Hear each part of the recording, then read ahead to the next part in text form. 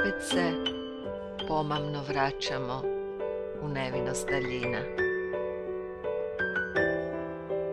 Sve što nas razdvaja u milosti je utamničena sjaja.